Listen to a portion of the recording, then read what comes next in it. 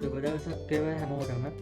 මේක තුලා ඉන්නේ e-commerce web application එකක් හදන process එකේ 33 වෙනි වීඩියෝ එකට. ඉතින් කලින් වීඩියෝ එකේදී කියන්නේ 32 වෙනි වීඩියෝ එකේදී මම ඔයගොල්ලන්ට explain කරේ කොහොමද මගේ invoice page එකේ design එක සහ design එකට අදාළ code එක ඊට අමතරව මම ඒකේ responsive එකත් ඔයගොල්ලන්ට ඒ වීඩියෝ එකකින් explain කරා. ඉතින් අද වීඩියෝ එකේ කියන්නේ 33 වෙනි වීඩියෝ එකකින් මම explain කරන්න බලාපොරොත්තු වෙන්නේ කොහොමද ප්‍රොඩක්ට් එකක් buy කරලා පස්සේ ඒකට අදාළ purchasing process එක වෙන්නේ. ඊට අමතරව pay here payment gateway එකට අදාළ details සහ ඊට අදාළ code එක ගැන explain කරන්න බලාපොරොත්තු වෙනවා. හරි අපි යමු වීඩියෝ එකට ඉස්සෙල්ලා අපි log වෙලා ඉමු. මම log වෙලා ඉන්නම්. ඉතින් අපිට ඊට පස්සේ බලා ගන්න පුළුවන් මෙතන home.php එක කලින් වීඩියෝ වල වගේම. ඉතින් මම මෙතනදී එක item එකක් buy කරන්න දෙන්නම්. ඉතින් buy කරන්න දුන්නා පස්සේ single product view එක මේ විදිහට අපිට බලා ගන්න පුළුවන්. ඊළඟට මෙතන බටන් තුනක් බලා ගන්න පුළුවන්. එකක් buy now, add to cart and watch list එකට. ඉතින් අපි product එකක් buy කරන්න නම් මෙතන buy now කියන එක දෙන්න ඕනේ. මම මේකට buy now දෙන්නම්.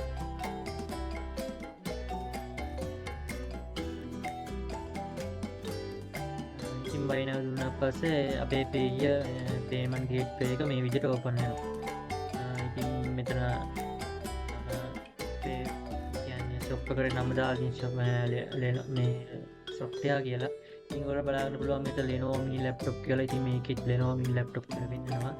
ඉතින් මේකේ item එක price එක මම දාලා තිබ්බේ රුපියල් 10යි. එතකොට delivery cost එක රුපියල් 100යි. එතකොට ඔක්කොම 110යි.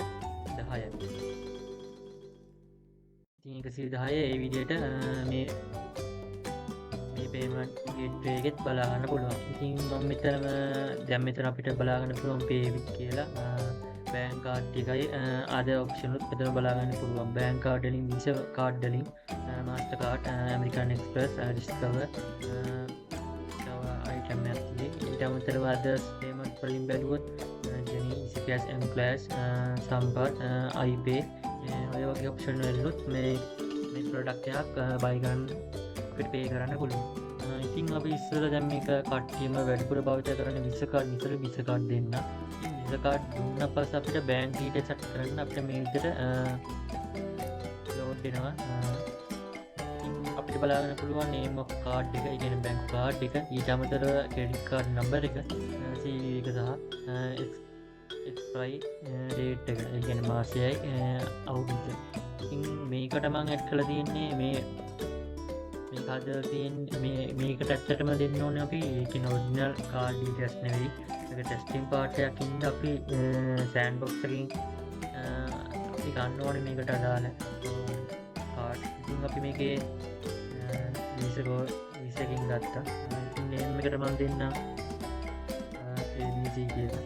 ඊට අමතරව කාඩ් නම්බර් එකට මම අර කොපි කරගත්තු එක CD එකට මම expiry date එකට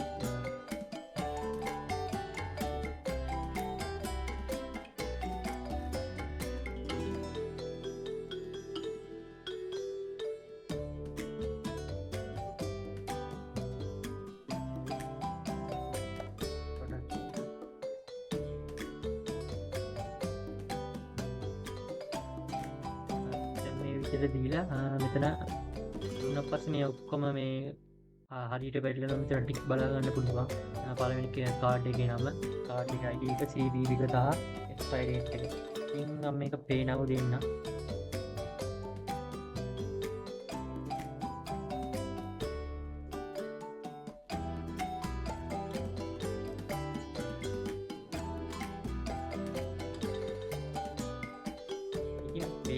පස්සේ thank you payment approved කියලා වෙන්නවා. ඊට අමතරව මෙතන payment ID එකත් බලා ගන්න පුළුවන්. ඉතින් ඒත් එක්කම අපිව navigate වෙනවා invoice එකට. ඔයාලට බලා ගන්න පුළුවන් invoice එක අපිට ID එක ওই ටික බලා ගන්න පුළුවන්. ඉතින් ওই ටික තමයි payment gateway එක පැත්තෙන් මට පෙන්වන්න තියෙන්නේ.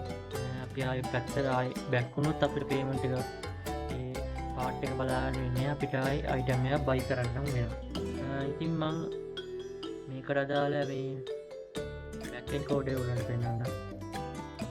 ඉතින් මේකට අදාළ දැන් අපි ඉච්චේ දැන් මෙතන සිංගල් පොඩක් view එකන සිංගල් පොඩක් view.php මේක තමයි අපේ buy now කියන බටන් එක තියෙන්නේ. ඉතින් මම සිංගල් පොඩක් view එකට ඇවිත් තියෙනවා. ඉතින් මේකේ පල්ලෙහාට ගියොත් අපිට බලන්න පුළුවන් මෙන්න මෙතන view එකක් ඇතුලේ class එකක් දාලා තියෙනවා. ID එක pay here payment කියලා තියෙනවා. ඊට අමතරව ක්ලික් එකක් දාලා pay now කියලා පැරාමීටර් එකක් ඇතුලේ PSP එකෝ PID කියලා දාගන්න. ඉතින් buy now කියලා බටන් එකේ ටෙස්ට් කරාමයි අපිට මේ බලන්න පුළුවන්. ඉතින් මේක අරගෙන යන්නේ ඔක pay now කියලා ෆන්ක්ෂන් එකක් අරගෙන. ඉතින් මේක බලමු ස්ක්‍රිප්ට් එකේ කොතනද තියෙන්නේ කියලා. ඉතින් ස්ක්‍රිප්ට් එකේ ෆන්ක්ෂන් එකක් දාලා තියෙන්නේ pay now කියලා මෙතන. ඉතින් ID එක ගන්න තියෙන්නේ පැරාමීටර් එකකින් ID කියලා. ඊට අමතරව variable එකක් හදලා තියෙන්නේ qty document.getElementMyId quantity underscore input.value කියන. ඉතින් මෙතන ajax හදාගෙන තියෙනවා. ඊට අමතරව variable එකක් හදලා තියෙන object එක json plus කියලා ඒක responsive කියලා දාලා තියෙනවා. ඊට අමතරව variable එකක් දාලා තියෙන්නේ mail එක object එක umail එකට assign කරලා variable එක amount එක object එක amount එකට සයින් කරලා. ඉතින් ඊට පස්සේ if එකක් ඇතුළේ response එකේ එකක් දාලා ඒ කියන්නේ response එක එක නම් මේක alert වෙන දාලා තියෙයි ops please login ඊපස්සේ ඒ කියන්නේ account එකට ඉස්සර log වෙලා ඉන්නේ කියලා alert වෙලා window එක ඔටෝම index එකට ඒ කියන්නේ log වෙන part එකට යන විදිහ තමයි මෙතන code කරලා තියෙන්නේ. ඉතින් else එක ඇතුළේ response එක දෙක නම් කියන්නේ response එක දෙක නම් alert වෙන දාලා තියෙයි ops your address not complete. ඒ කියන්නේ address එක හරියට add කරලා නැහැ. address එක complete නැති හින්දා window එක navigate වෙන්න කියලා දාලා තියෙනවා user profile.php එක. ඒ කියන්නේ window.location user profile.php. ඒකට ගියත් පස්සේ අපිට පුළුවන් අපේ profile එකකින් අපේ address එක හරියට update කරගන්න. ඊට පස්සේ අපිට පුළුවන් මේ process එක කරගෙන යන්න. ඉතින් payment එකට කරන අදාළ කොටස මේක තමයි payment complete අදාළ code ටික. මේ ටික නම් අපිට website එකකින් ගන්න දෙන්නේ අපි code කරනට වඩා. ඉතින් ওই ටික බලන්න පුළුවන්. ඉතින් මෙතන පුළුවන් merchant ID එක replace your merchant ID එක ඊළඟට object MID කියලා දාලා තියෙනවා. ඊට අමතරව පුළුවන් මෙතන තියෙන අපේ සිංගල් පොඩ ඒ කියන්නේ අදාළ link ටික මෙතන ID එකත් එක්ක දාලා තියෙනවා. ඊළඟට order ID එක order ID එක object එකේ ID එකට අල්ලන් තියෙන්නේ. item එක object එකේ item amount එක amount එකත් එක්ක අන්තිමට සත ගණන් ගැන බිඳ දෙක දාලා තියෙනවා. ඊට අමතරව currency එක object එකෙන් currency කියලා අල්ලන් තියෙනවා. ඊට අමතරව first name එක f name එකෙන් last name එක last name l name email එක mail වලින් phone එක object එක mobile වලින් address එක object වල address වලින් city එක object වල city වලින් ඔය විදිහට අරගෙන තියෙනවා. ඉතින් අන්තිමට document.getElementByPay here payment කියලා අර ID එක අරගෙන තියෙනවා. ක්ලික් එකක් දාලා function එක e කියලා මෙතන pay here start payment කියලා දාලා තියෙනවා. මේ ටික ඔක්කොම ගෙනියන request.open කිය get method එකකින් ගෙනියන්නේ buy now process.php. යන්නේ ID එකත් එක්ක සහ quantity එකත් එක්ක synchronous එක true කියලා දාලා තියෙයි. ඊට අමතරව request.send කියලා දාලා තියෙයි. ඉතින් මේක අරගෙන යන්නේ buy now process.php කියන ෆයිල් එකට ID එකයි quantity එකත් එක්ක. ඉතින් අපි buy now process.php එකට ගියොත් අපිට බලා ගන්න පුළුවන් මේ විදිහට. ඉතින් මේක ස්ටාර්ට් කරලා තියෙන්නේ PSP ස්ක්‍රිප්ට් එකක් ඇතුලේ මුලින්ම සෙෂන් එක ස්ටාර්ට් කරලා තියෙනවා. ඊළඟට ඉන්සර්ට් කරලා තියෙනවා connection.php කියලා. ඉතින් මුලින්ම චෙක් කරන්නේ log වෙලා ඉන්නවද කියලා. if එකක් දාලා ඉස්සෙල් සෙෂන් එක u එක දාලා තියෙනවා. ඊළඟට if එක දාලා ඊළඟට තියෙන්නේ ID එක assign කරලා තියෙන්නේ අර එහා පැත්තේ ස්ක්‍රිප්ට් එකකින් ගෙනාවු $_get ID කියන එකට qty $qty කියන එක $_get qty කියන එකට assign කරලා $umail කියන එක $_session email කියලා ඒකට තමයි assign කරලා තියෙන්නේ. ඊට අමතරව array එකක් දාලා තියෙනවා.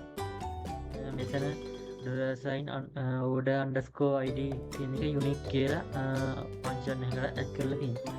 ඊළඟට මෙතන ප්‍රොඩක්ට් රිසල්ට් එක මෙතන සර්ච් එකක් දාලා තියෙනවා ප්‍රොඩක්ට් ටේබල් එකේ ID එකට සමාන කරලා තියෙනවා ඩොසයින් ID ඒක රිසයින් කරලා තියෙනවා ප්‍රොඩක්ට් රිසල්ට් එකට ඉතින් ප්‍රොඩක්ට් රිසල්ට් එක ෆෙචර්ස් එකක් දාලා තියෙනවා ඒක රිසයින් කරලා තියෙනවා ප්‍රොඩක්ට් ඩේටා වලට ඊළඟට සිටි එකේ ඩේටා ID එක අරගන්න යූසර් ඇඩ්‍රස් එකේ යූසර් ඊමේල් එකට අරන් තියෙනවා ඊළඟට තියෙන්නේ check your user address එක ඇඩ්‍රස් එක චෙක් කරන්න ඊළඟට ඩිස්ට්‍රික්ට් එක දැන් මේක හදලා තියෙන delivery ගාස්තු delivery fee කොළඹ සහ delivery fee අද කියන්නේ කොළඹ පිට සහ කොළඹ ඉතින් මේක ඩිස්ට්‍රික්ට් ID එක හරියට මේක නම් මේක මම දාලා තියෙන්නේ ඒගොල්ලන්ට පෙන්නන්නම් HD එකට ගියොත්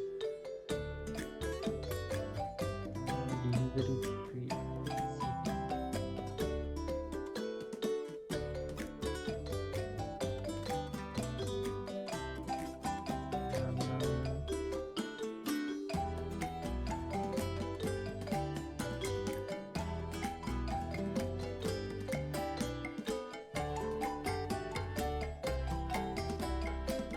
වැදුවත් මෙතන delivery fee එක ඒක district ID එක එක නම් ඒ කියන්නේ කොළඹ නම් මෙතන delivery එක assign කරලා දෙන product data delivery fee Colombo කියලා.